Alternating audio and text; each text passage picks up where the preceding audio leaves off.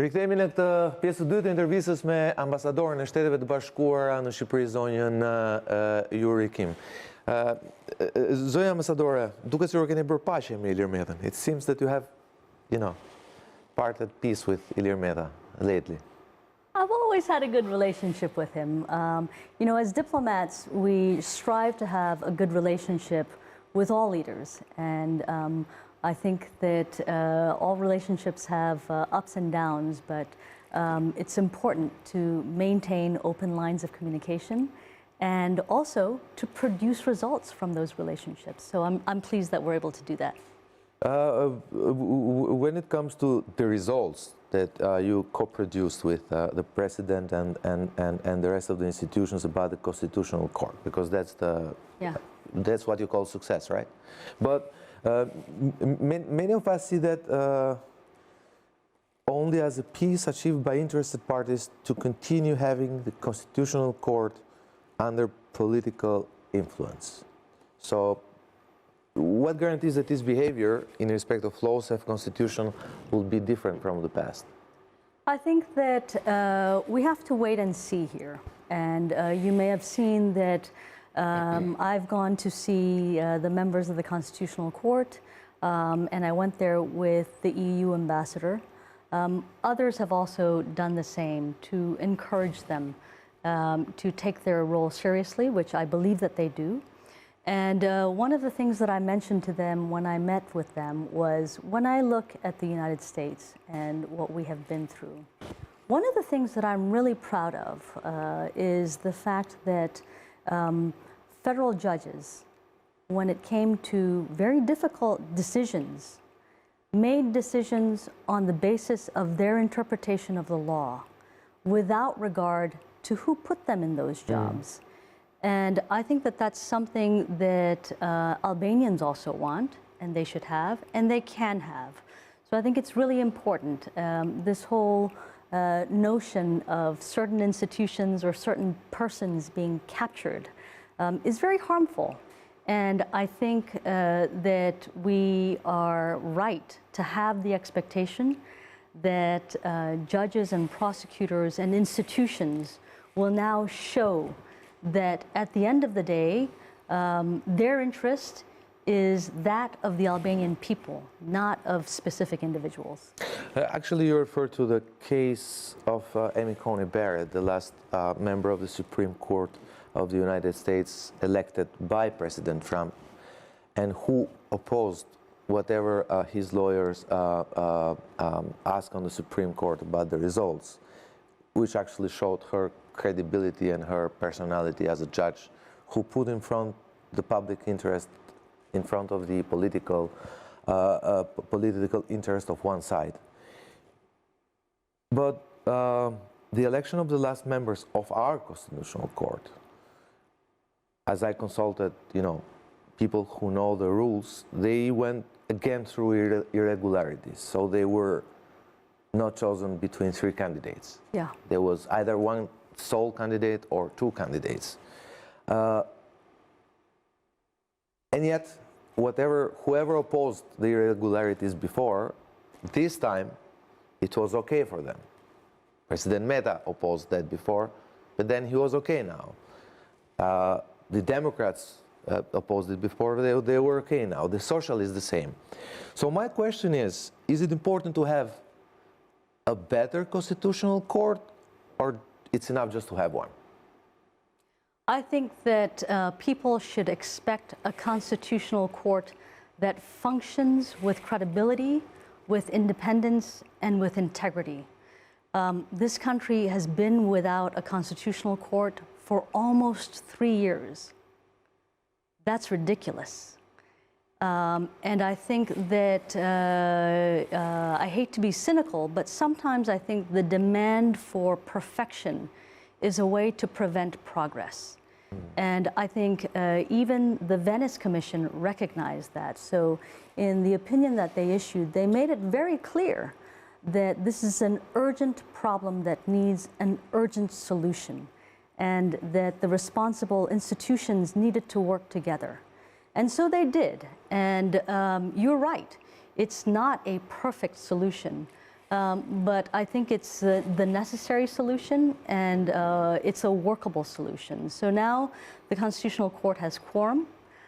They have been meeting, and I understand that they have issued their first judgment. Yes. So what did you think about the judgment? That's not my business to comment on their judgments. Well, you know, it was your business by helping to create it. So it's not your business, their results. I think you should take some credit on that as well. But anyway, I'm joking. I had some weeks ago Elisa Spiropali in this show commenting on the changes of the cabinet. Yeah. And also it was commented a lot because you actually reacted very swiftly. In every change that it was proclaimed by the Prime Minister, it was like you were giving the okay immediately. So do you have influence on that as well? I mean, have we come to that point that actually, even when we make changes in the cabinet, is the US that actually okays it at the end? So-called. Albania is a sovereign country. Albania is a sovereign country. So I think people have these notions, these conspiracies, these fantasies that somehow the United States is responsible for everything. And ultimately... We wish so, actually. I think ultimately Albania's leaders and Albania's people are responsible for Albania. It's not anybody else's responsibility. On the specific question that you asked, it really is the case, just as I texted to Elisa, that I have fast fingers, you know, that's why I reacted so quickly. But it was impressive that actually the then Secretary of State congratulated directly the newly appointed Minister of Foreign Affairs of Albania. That was unprecedented, Mrs. Olta Gjykatën. I think that we recognize that she performed very well as Defense Secretary, and she really conducted her business in a way that strengthened the relationship between the United States and Albania. And it's appropriate in those circumstances to express appreciation for that. And of course, as her counterpart, as Foreign Minister, it's appropriate for him, and I think very welcome for him, to congratulate her on her new appointment. So let's talk about it. Maybe it's the time to talk about this new military exercise that it's going to happen this year. What's the message that America is giving to the Balkans with the new administration? Because you know that from the previous administrations, you know, there were certain moves, there was an agreement that was, I know that you don't want to talk about, you know, countries that you're not involved, but in general. Yeah. So the previous administration was involved in a direct agreement to resolve a very difficult issue, the normalization between Albanians and Serbs concerning Kosovo. So we know Mr. Biden is a strong supporter of Kosovo in actions, not only in words. So what should we expect from the United States when it comes to the role it has in the Balkans, and especially in the relationships with Albanians?